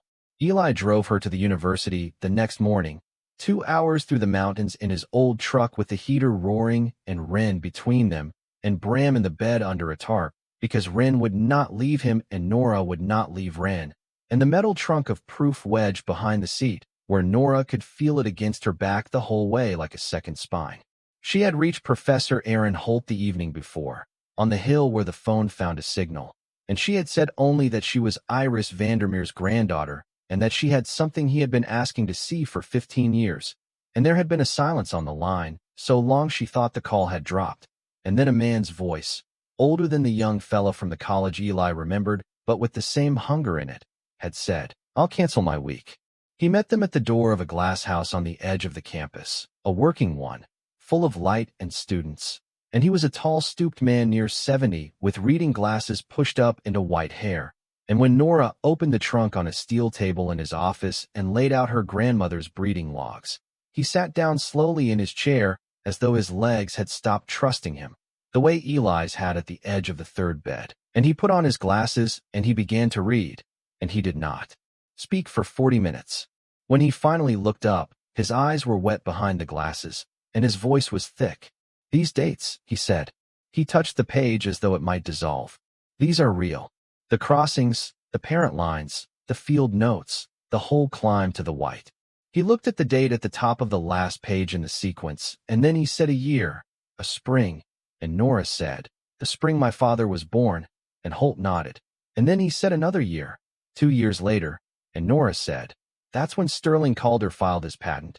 And Holt took off his glasses and pressed the heels of his hands against his eyes and sat like that for a moment, an old man at the end of a long road. And then he said, "I always knew. God help me. I always half knew. The whole field half knew that the Calder snow came up out of that valley before Sterling Calder ever filed a paper. But there was never any proof. Only an old woman everyone said was mad, and a company with very good lawyers." He put his glasses back on and looked at Nora with something fierce in his face. "You have the proof," he said. "You have all of it. Now what do you mean to do with it, and how can I help?" "There are living originals," Nora said. "The true parents. She kept them alive. They're in a room under the glass house, in warm water, in the dark, and they're blooming right now. And on Thursday morning Royce Calder is going to bury that room under a demolished building unless somebody stops him. Will you come and look at them? Will you say what they are, out loud, where people can hear you?" Holt was already reaching for his coat. "Will I come and look at the living parent stock of the most important cold hardy ornamental in American history?"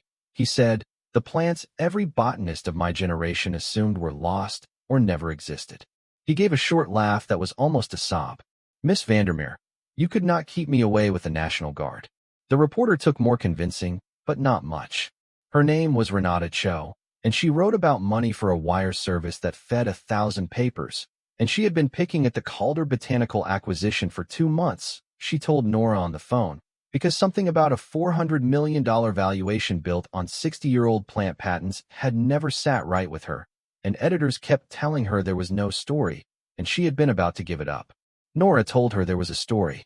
Nora told her there was a granddaughter, and dated records that predated the patents by 2 years, and a botanist from the state university willing to authenticate them on the record, and the original plants alive in a hidden room, and a demolition order time to bury all of it 3 days before she could be heard, and a man who had sent his foreman to burn the building down with a woman and a child inside, and tires slashed, and a face in the trees, and an old man drowned in a dry cistern in 1963 whose own daughter had stood up at the inquest and named Sterling Calder and been called mad for the rest of her life. There was a long quiet on the line, the particular quiet of a person whose whole week had just changed, and then Renata Cho said, "Where is this valley, and how fast can I get there? And would Thursday morning be too late?" "Thursday morning would be exactly right," Nora told her. "Come Thursday morning. Bring everyone you can. And do not call ahead, and do not stop in town and ask for directions to the Calder demolition, because the town is afraid of him, and I want it to be daylight before he knows the sun is up." The last thing Nora did was the town, and she did not do it. Eli did.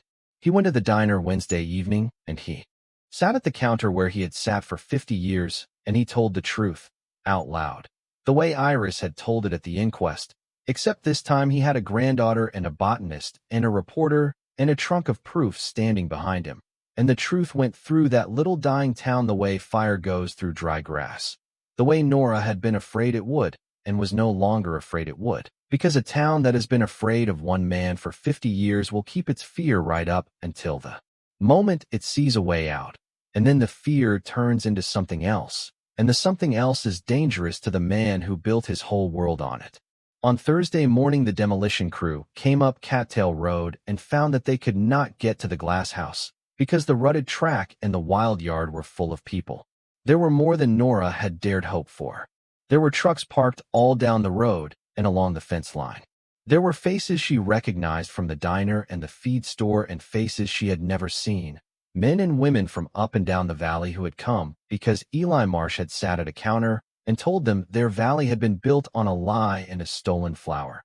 And because the woman who could prove it was about to have the proof buried under a county order. And because some part of every person in that valley had always wondered about crazy Iris and her weeds and had always been a little ashamed of the wondering.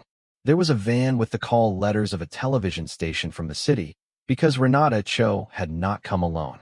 There were two more vans behind it. There were cameras.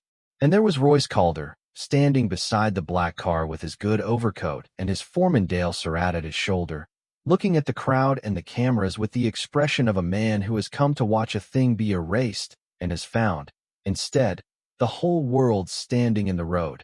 And Nora watched the understanding come into his face, slow at first, and then all at once, and she felt no triumph in it. Only the cold, clear thing that had been growing in her since the stairwell, which she understood now was not hatred and was not even anger. It was justice. It had just been waiting, the way her grandmother had waited, for the day it had nothing left to lose. She climbed up onto the bed of Eli's truck so they could all see her, a thin woman in a second-hand coat with dirt that no washing had got all the way out from under her fingernails, and she held up her grandmother's breeding logs, and she began to speak. She told them about Iris. She told them about a girl who could look at a plant and know what it wanted, and a white flower bred over 7 seasons the year her son was born, a white that held in the cold when nothing else would, and a young salesman named Sterling Calder who had no gift for growing but a great gift for taking, and how he had filed the patents in his own name and built a company in 9 states and cut a woman out of her own story so cleanly that the company's website today called her Flower the Calder. Snow and showed a photograph of Sterling standing young in this very glass house with the woman who built it cropped out of the frame. She held up the logs and she read the dates, and she said, "These are in my grandmother's hand, and they are dated, and they come 2 years before his patent. And there is a man here from the State University who has spent his life studying these things, and who will tell you what they are." And Professor Aaron Holt stepped up onto the truck bed beside her, white-haired and stooped and steady. And he said into the cameras, in the careful voice of a man who has weighed his words for 15 years, that the documents were authentic, that they predated the Calder patents beyond any question, and that the cold hardy white ornamental that built Calder Botanical had been developed by Iris Vandermeer in this valley before Sterling Calder ever set his name to a paper, and that he would swear to it in any court in the country, and that he was ashamed it had taken him so long to say it out loud. And then Nora brought up the flowers. They had spent the night, she and Eli, bringing them up out of the dark, up the iron rungs in clay pots cradled against their chests the way you carry a thing that is alive and old and cannot be replaced. And now Wren and 3 women from the town carried them up onto the truck bed and set them in a row in the gray morning light, her grandmother's true white originals, the living parents, blooming, the white that held in the cold, hanging open in the daylight in front of the cameras and the crowd and Royce Calder. The daylight Iris had saved them from for 40 years, and the daylight Eli had said was the only thing a man like Calder was afraid of, and a sound went through the crowd, a low sound. Because there is no one alive who can look at a flower their whole life on a catalog and a billboard and a gift shop mug, and then see the first true living one of its set blooming in front of them, and not feel something move that is older than money. Then Nora read the letters. She read the early ones, the ones full of we and our, and she watched the crowd understand what trust had been there at the beginning. And then she read the last one, the one from the autumn before the white bloom went to market under his name, and she read it slow and clear into the cameras. Your father, Sterling Calder had written, would be wise to stop making accusations he cannot prove. This valley is a dangerous place for an old man who spends his evenings out by the cistern. And into the silence that came after, Nora said, my great-grandfather Cornelis Vandermeer was found drowned at the bottom of that dry cistern in the autumn of 1963, weeks after this letter was written, and the county called it an accident. And my grandmother stood up at the inquest and named the man who wrote this letter, and from that day until the day she died alone at the end of this road, that man and his money paid people to call her crazy. She looked out at the crowd. She looked at the faces from the diner. Some of you, she said, and her voice did not shake, were paid to say it. and some of you just heard it so many times you believed it. She was not crazy. She was right. She was right for 50 years, and she kept the proof in the ground under a flower because she knew the day she brought it into the light was the day she had nothing left to lose. And then she folded the letter, and she looked at Royce Calder across the crowd, and she said, "I have nothing left to lose either, Mr. Calder. You saw to that. So here is the light." For a long moment, the only sound was the wind in the new spring leaves and the soft mechanical click of the cameras, and Nora thought, this is where it holds, or it doesn't. And then a voice came out of the crowd, old and cracked, and an old woman in a heavy coat she did not need on a warm morning pushed her way to the front on a younger woman's arm and said, "I was there." People turned. She had to say it twice before it carried. "I was there, in 1963, at the inquest. I was a girl. I heard Iris Vandermeer stand up in that room and say Sterling Calder killed her father, and I heard his lawyer call her mad, and I watched this whole valley decide it was easier to believe the lawyer." The old woman's chin shook, but her eyes held steady. "I've carried it 60 years. We let them do it to her. We let them, because Calder had the money and she had nobody, and easier was all we wanted." She looked up at the white flowers blooming on the truck bed. She wasn't mad, the old woman said, to the crowd, to the cameras, to herself most of all. "We were cowards. There's a difference, and I'm too old now to keep pretending I don't know it." And then another voice, a man's, somewhere back in the crowd, rough and unwilling and coming out of him anyway. "He paid me." Heads turned again. A heavy-set man near the fence, not looking at anyone. "Calder. Sterling, and the son after him. $20 here, 50 there, over the years, just to say it in the diner where folks would hear. Crazy Iris. Talks to her weeds. Should be in a home." He shook his head. $20 to help bury a woman alive. "I took it for 30 years and never once thought about what I was doing. And I'm standing here now and I can't think about anything else." It went through the crowd then. The thing Eli had promised would go through it. The fear turning into something else. The something else that was dangerous to the man who had built his whole world on it. And Nora saw Royce Calder standing beside the black car, watching his valley remember itself, and she saw him understand that it was finished, not just the deal and the company, but the 50 years of silence his family had bought, spent now, all at once, in a wild yard at the end of a dirt road. It was Wren who ended it, though Nora had not planned it, and could never have planned it. Her daughter, 11 years old, stepped up onto the truck bed beside the row of blooming white originals, the flowers she had found awake in the dark and carried up into the light with her own 2 hands, and she looked out at the crowd and the cameras with Daniel's clear, unafraid eyes, and in the voice she had got back in a buried room she said, "This is her flower. My great-great-grandma made it. It was alive the whole time, down in the dark, waiting for somebody to bring it up. And then, because she was 11 and because it was the truest thing she knew, she said, it just wanted to be in the light. That's all it ever wanted." It came apart for Royce Calder very fast after that, the way these things do once the first stone is pulled. The 2 men from the buyer were already on their phones at the back of the crowd, walking away from the cameras with their heads down, and by noon the wire moved a story under Renata Cho's name that said the $400 million acquisition of Calder Botanical had been suspended pending review of questions raised about the validity of the company's foundational patents. And by the next morning it said the deal was off. The county engineer who had signed the demolition order turned out, when Renata Cho's people pulled the records, to have done a great deal of paid work for Calder over the years, and the order was withdrawn before the crew ever ran an engine. Dale Surratt was arrested within the week, and Dale Surratt, who was a foreman and not a martyr, did exactly what such men do when the money that protected them is gone, which was talk. And what he said about who had ordered him to pour gasoline along the base of a glass house with a woman and a child asleep inside became its own story, and its own set of charges, and Royce Calder's good lawyers, who had been so easy to find when there was $400 million in the room, became very hard to reach. Sterling Calder died that Thursday night, in a bed in a house his stolen flower had built, while the story of what he had done went out across the country with his name on it. And Nora did not know whether the old man knew, at the end, that the thing he had spent 50 years and a whole valley's silence to bury had finally come up into the day, and she found, when she searched herself for it, that she did not need to know. and that this was its own kind of freedom. He had outlived the woman he wronged by less than half a year. He had not outlived the truth by a single day.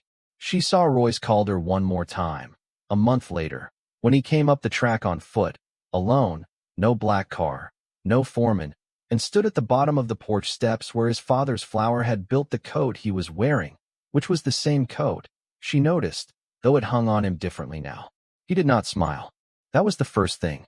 The smile was gone, and without it his face was just a tired man's face, 50 years old and emptied out. The company's finished, he said. You know that. The deal's dead. The patents are worthless. There are 3 different investigations. He looked at her. I'm not going to pretend I came to apologize. I knew about the patents. I've known since I was old enough to run the place. I told myself it was so long ago it didn't matter, that the flower was ours now whoever grew it first, that an old woman at the end of a road was nobody's victim because she could have fought if she'd wanted to. He stopped. The letter, he said. About the cistern. That I didn't know. I want you to believe that, though I know there's no reason you should. I didn't know what my father was until I heard you read it out loud in front of those cameras with my own company's lawyers standing behind me. He was quiet a moment. He stole a flower, and I could live with that. I built my whole life on living with that. But he killed a man for it, and he let that man's daughter be called mad for 50 years to cover it. And I never once asked the question, because I didn't want the answer. He looked up at her, and there was nothing left in his face to defend. So I'm not here for forgiveness. I just wanted to stand where she stood and say, out loud, to her blood, that she was right, and we were the liars, the whole time, all of us. He nodded once, the way his father must have nodded, an old gesture for men who used to wear hats. Then he turned and walked back down the track and out of the valley, and Nora never saw him again. And she did not hate him, and she did not forgive him, and she let him go, because her grandmother had spent 50 years carrying Sterling Calder, and it had cost her everything, and Nora was not going to spend her one life carrying the son. The appraisers came in the spring, when the snow was off the road, and it was safe at last to bring the rest of it up out of the dark. They came from the city, 2 of them, a man who knew metal and a woman who knew stones, and they brought scales and loops and a great deal of caution, and Nora and Eli lifted the slab off the 3rd bed one more time and went down the iron rungs into the chamber that had kept her grandmother's secret for 40 years, and they opened the steel cabinet, and the 2 appraisers stood in the lamplight and were, for once, as wordless as everyone else who had ever stood in that room. They worked for 3 days. They weighed the gold, the old foreign coins with the faces of kings, and the bright new ones Iris had bought year after year with whatever she earned and trusted to the earth, instead of to the men who had robbed her. They counted and graded the stones, the cold white blaze of them, the blue and the deep pink and the yellow like the heart of a flame, the small heavy bags of them that Iris had gathered over a lifetime as portable, buriable, unstealable wealth, a fortune a woman could keep in the ground where no lawyer and no bank and no Sterling Calder could ever reach it. And when they were done, the woman who knew stones sat down at Iris's kitchen table and wrote a number on a sheet of paper and slid it across to Nora, and Nora looked at it for a long time. $390 million. The gold and the stones together. $390 million, sitting under a flower at the end of a dirt road, while a poor woman 200 miles away let a life insurance policy lapse to keep her daughter's chest warm in January, while a granddaughter counted $61 on a cold counter and called it the whole month.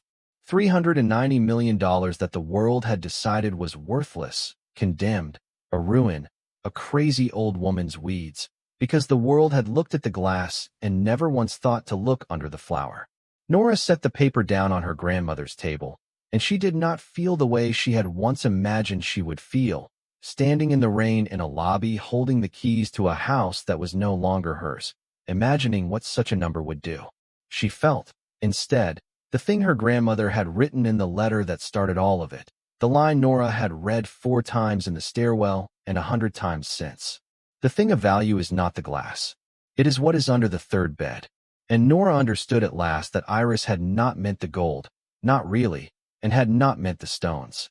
The gold and the stones were insurance. They were the wall Iris had built around herself against a world that had taken everything else.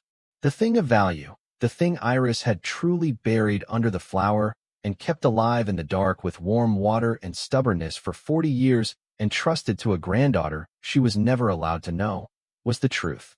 It was her name. It was the living white flower itself, the proof that she had been real, that she had made something beautiful that held in the cold, that she had not been crazy, that she had not been nothing. The money was only the thing that let the truth survive long enough to be told.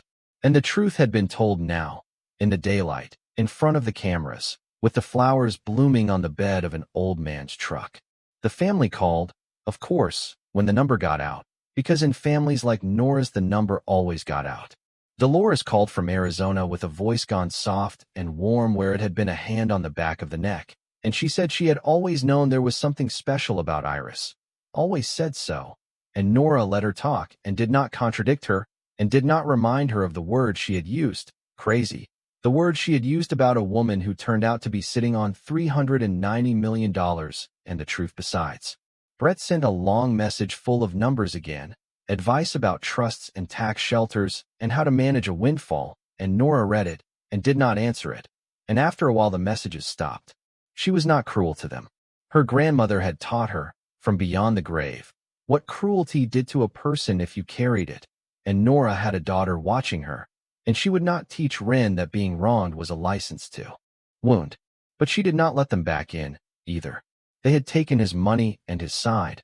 Iris had written, "You never did." And Nora found that she could be kind to her family across a great distance and still keep the door shut, and that this too was something she had inherited. She did not take the money and leave. That was the thing the family could not understand, the thing Dolores asked her 3 times in 3 different ways. When are you coming back? When are you getting out of that wet cold nowhere now that you can buy anywhere you want? Nora did not have words for it that Dolores would understand, so she did not try. The truth was that she had stopped being a woman who lived somewhere else and started being a woman who lived here, in the valley, at the end of Cattail Road, in her grandmother's house, with her grandmother's books and her grandmother's seed jars and her grandmother's dog asleep in front of a fire that was always lit now. And she could no more leave it than she could have left Ren on the soccer field. She used the money the way she thought Iris would have wanted, though she would never know for certain, and the not knowing was all right. She paid the debts first, the funeral and the medical bills and the whole Daniel's failed business had left, paid them in a single afternoon at the kitchen table, and felt the weight of 14 months go off her chest so suddenly she had to sit down. Then she set the rest to work. She restored the glass house, not as a ruin made safe, but as the thing it had been built to be. The broken panes replaced one at a time by a crew from the valley who needed the work, the iron ribs scraped and painted, the warm water channels cleared and running clean through the beds, and where the wild had come in she did not tear it all out, because Ren asked her not to, Ren who talked all the time now and talked most of all to the plants. And so they kept some of the wild, the trees that had reached up through the broken glass toward the light, because Ren said they had earned it, and Nora thought her grandmother would have agreed. She did one more thing with the lawyers, near the end of that first year, and it had almost nothing to do with money. She had the old cistern filled in, the dry well behind the house where Cornelis Vandermeer drowned in the autumn of 1963, and over the place where the wooden cover used to lie, she set a flat stone into the ground with his name on it, and his dates, and a single line. He saw the truth, and would not stay silent, because that was what had killed him, and because his daughter had spent 50 years proving the truth, and never once been able to say his name out loud at a graveside. There having been no grave, only a cistern and a lie. The county would not reopen the case. It was too old. The man who could have answered for it was dead, and a letter and a daughter's testimony and a granddaughter's account were enough to tell the truth with, and not enough to convict a ghost. Nora had learned by then that the truth and the law were not the same country and did not always share a border, that a person could win the one and lose the other and still have won the thing that mattered. The record stands now in the county archive beside the inquest of 1963, a second document filed 60 years late, which says that the finding of accidental death is disputed by surviving evidence and family testimony, and names Sterling Calder. It is not a conviction. It is Cornelis Vandermeer's name in the public record next to the truth, where his daughter tried to put it once and was called mad for trying, and Nora thought Iris would have counted it a victory, because Iris had counted smaller things victories and had been right to. The white flower grows in the light now, on the third bed, over the place where the slab used to be, under its own name. Nora had it registered, with Professor Holt's help and a great deal of lawyering that the $390 million made possible, as the Vandermeer White, Iris Vandermeer. And there is a small brass plaque on the brick wall of the third bed with her grandmother's name on it and her dates, and the words she could look at a plant and know what it wanted, which were Eli's words, set at the edge of that bed on the first cold afternoon, and which Nora thought said it better than anything she could have written. People come to see it. They come from up and down the valley, and then from farther, the way they used to come 3 states over to see the white flower in the old days before Sterling Calder cut a woman out of her own story, and Nora opened the glass house to them, free, the way Iris would have, with a box by the door for whatever a person felt their seeing was worth, which was how Iris had run the place at the very beginning, before the world taught her to lock her doors. The valley is not dying anymore, or not as fast. The glass house needs people to run it, and the orchard needs people to tend it, and the visitors need somewhere to eat and somewhere to stay. And Nora put money into the town the way you put warm water into a dry channel, not all at once and not as charity, but where it would run and feed something. The diner and the feed store and a scholarship in Iris's name for any child in the valley who wanted to study growing things. And the town that had been too afraid of one man to say a word for 50 years found, slowly, that it could look at itself again. Eli runs the glass house with her. He is past 80 now and he moves slower every season. But he takes off his cap when he walks in through the iron door, every time. And once Nora found him standing alone at the third bed in the green warmth with his hand on the brass plaque and his old face wet. And she did not disturb him, because she knew that he was talking to Iris, and that he was telling her he was sorry he had thought it was the morphine, and that he had brought it up into the light at last. All of it, the way she had asked, and that the granddaughter had been everything Iris hoped, and Nora went back out and left the 2 old friends alone. Bram lived through that first winter, and the next, and lies now in the doorway of the glass house most days, gray and ancient and gentle, the half-blind eye and the good eye both at rest, the war over. Wren is 11. She is not silent anymore. She has not been silent since the night in the buried room when she looked at a white flower in the dark and said it's awake, and Nora keeps that. The first words her daughter spoke after 14 months of grief, the way Iris kept the photographs, in a place beside the most precious things she owns. Wren works the warm waterbeds after school and talks to the plants the way she used to talk to her father. And one afternoon in the second spring, Nora came out to the glass house and found her daughter on her knees at the edge of the third bed with her hands flat against the warm dark soil, exactly the way Nora had knelt on the chalk line of a soccer field with her hands flat against the cold wet ground. And for a moment Nora's heart stopped. And then Wren looked up at her with Daniel's clear eyes and said, "I can feel the water moving, Mama, all the way down. It never stops." And Nora understood that her daughter was not kneeling the way she had knelt, in grief, holding the earth still and begging it to give something back. Wren was kneeling the other way. She was feeling the warm water move under the world, the thing that never stopped, the thing that had kept a flower alive in the dark for 40 years, and she was glad of it. Nora kept her grandmother's letter. She kept it in the trunk under the bed with the breeding logs and the photographs of her own face at every age, and on the hard nights, the ones that still came, the ones where she woke reaching for a man who had dropped onto the grass laughing 1 second and gone the next, she would take it out and read it by the lamp she still kept in the upstairs window facing the road, the lamp that had been a signal for 30 years and was just a light now, because the war was over and there was no one left to come and no one left to fear. "I have watched you longer than you know," the letter said, "and from farther away than I would have liked. I am sorry for the distance. The thing of value is not the glass. The earth keeps what it is given, and it has been keeping mine for a long time. Find it before he does." And at the end, the part Nora read last, every time, the part she had not understood in the stairwell in the rain and understood now all the way down to the warm water moving under the world. "I am sorry I could not be your grandmother," Iris had written. "I was too busy being his enemy. Yours, and I mean that word. Iris." Nora was her grandmother's, and Iris had meant the word, and Nora meant it back now, across the only distance left between them, which was the small one, the one that the warm water ran under and the white flower bloomed above, and a girl with her father's eyes felt with her hands flat against the living soil. The earth keeps what it is given. Iris had given it her whole long, stubborn life. The truth and the flower and the proof and the fortune, and the earth had kept it.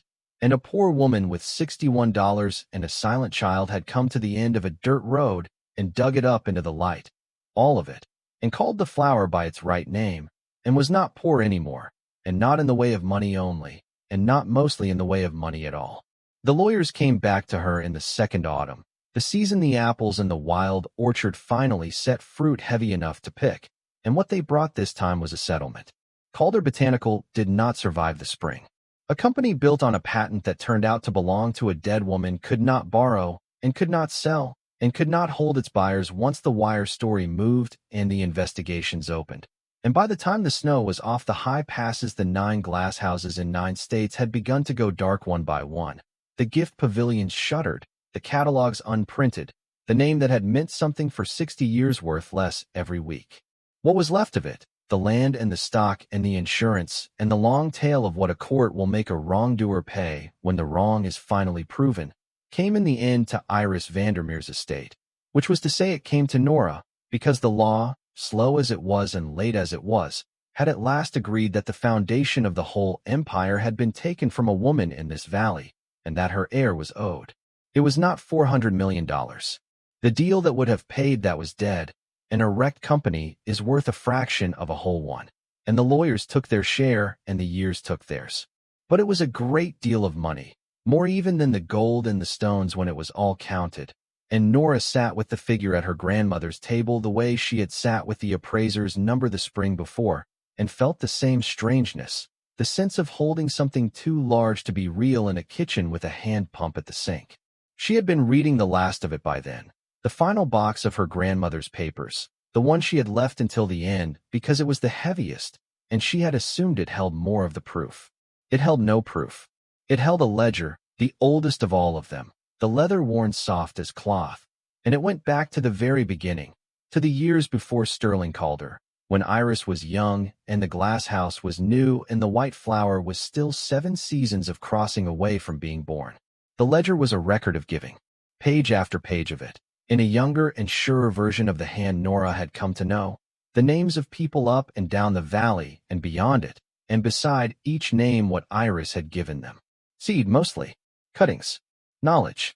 A widow on the far ridge who could not feed her children through the winter, given seed potatoes and shown how to keep them in a clamp against the frost.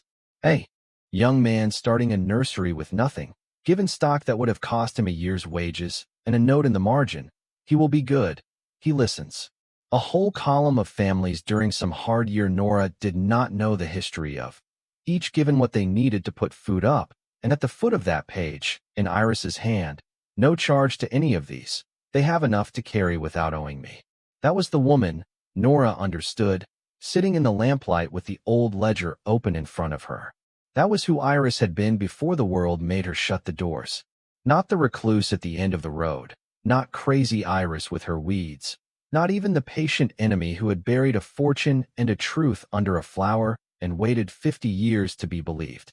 Before all of that, she had been a young woman who gave things away, who kept a careful account not of what she was owed but of what she had handed out, so that she would never forget a single person she had helped. And the world had taken that woman and broken her and buried her under a word, and only the warm water and the stubbornness and the flower in the dark had been left of her at the end. Nora closed the ledger, and she knew what to do with the money. She did not keep most of it. She paid what the place needed, the rest of the restoration, a roof on the old shed, a new well dug so they would stop hauling water through the dry months, a fair wage for the people from the town who worked the beds and the orchard and minded the visitors. She secured Wren's future in the careful, boring way the lawyers wanted, so that whatever happened her daughter would never count $61 on a cold counter and call it the whole month. And then she gave the rest away, and she gave a great part of it to the last people anyone expected her to think of, which was the men and women thrown out of work when Calder Botanical went dark. There were hundreds of them, growers and packers and drivers, The ordinary hands who had spent their working lives in Calder's glasshouses raising a white flower they had been told belonged to Sterling Calder, who had done nothing wrong but show up and work, and who had lost their jobs to the very thing Nora had done in a wild yard in front of the cameras. The daylight that had been justice for her grandmother had also, she did not let herself forget, put a roof in doubt over a great many heads that had never wronged anyone. Eli thought she was foolish. They worked for him, he said. They grew her flower under his name for 30 years. You don't owe them a dime. And Nora said, no, I don't.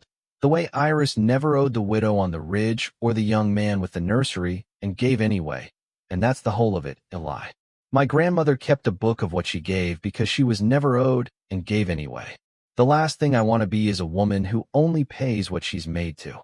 So she built a fund, in Iris's name, for the workers Calder had cast off, retraining for the young ones, and a soft landing for the old ones who would never grow anything for anybody again. And the town thought she was a saint, and the lawyers thought she was a fool, and Nora thought she was neither. Only her grandmother's, which she had decided long ago was the thing she most wanted to be. One of them came up the road in the third spring, and that was how she met Hank Mercer. He walked the last of the way Royce Calder once had. But there was nothing in him of Royce Calder. Only a heavy-set man past 60 in a clean shirt he had plainly put on with care, holding a cap in his two hands and turning it the way Eli turned his.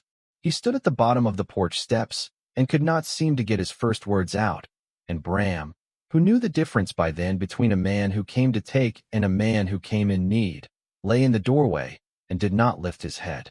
I grew her flower, the man said at last, and the words came out of him rough. 31 years. The big propagation house outside Tacoma, the white one, the Calder Snow they called it. He stopped. I read what happened. About your grandmother. About whose it really was the whole time. He looked down at the cap in his hands. I drove 4 hours. I don't rightly know why. I think I just wanted to see the real one. The first one. The one she made. He looked up, and his eyes were wet and ashamed. I spent my whole life growing a stolen thing and never knew it, ma'am. I'm not asking you for anything.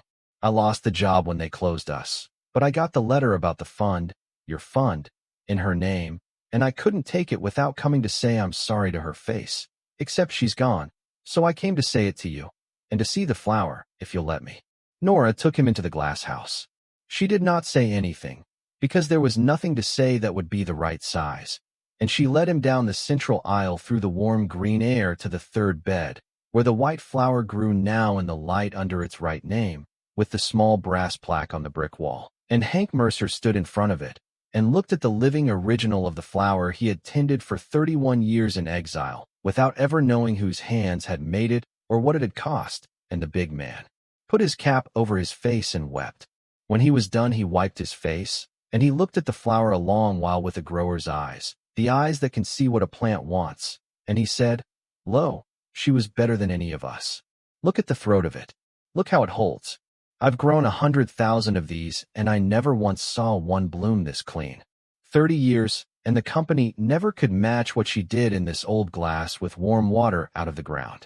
Nora heard in his voice the thing she had heard in Professor Holt's and in Eli's, the recognition of one craftsman for another across the years, and the theft and the grave, and she made the decision the way she made the ones that counted, without quite deciding. "Stay," she said. "I've got beds that need a real grower and a town full of people who'd be glad of the work, and one old man who can't lift what he used to. You spent 30 years growing her flower for the wrong man. Spend the rest growing it for her, here, in the light, where it belongs." Hank Mercer looked at her as though she had handed him back a piece of himself he had lost, which she supposed she had, and he stayed. Professor Holt published his paper that year, the one he had begged Iris for 15 years to let him write, except now it was not the paper he had once imagined, because the story had grown so much larger than the science. He named her.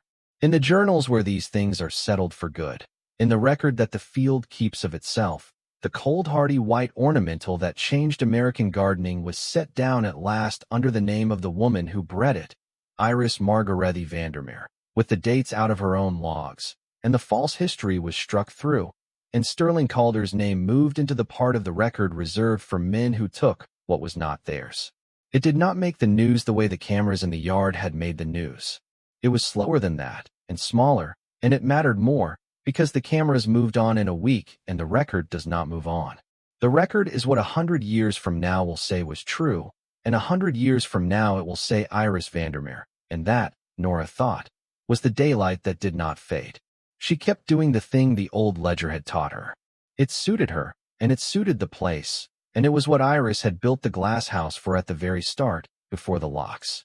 By the door now, there is a second box beside the one where visitors leave what they're seeing is worth, and the second box holds seed, free, packets of it in Wren's careful 11-year-old printing. The Vandermeer white and the cold hardy stock and the kitchen things, the beans and the squash and the keeping potatoes, for anyone in the valley who wants to grow and cannot afford to buy. Nora keeps a ledger of it the way her grandmother did, not a record of what she is owed, but of what she has given, so that she will never forget a single person, and the first name written in the new ledger, in her own hand, is Hank Mercer, one master grower, given a reason to get up in the morning. The loss still come up the road. That is the thing she did not expect, and has come to count on. Word travels the way it traveled through the diner that first Wednesday night, the way a field empties of small brown birds all at once when something moves through the grass, and people who have been broken by one thing or another find their way to a glass house at the end of a dirt road where a flower that everyone gave up for stolen grows in the open under its true name. Some of them only want to see it. Some of them need a great deal more than that, and Nora has learned to tell the difference the way Bram learned it, and the place has room. It was built with room. Iris built it that way, a church of glass big enough for a whole valley, before the world made her shut the doors, and Nora has them open again.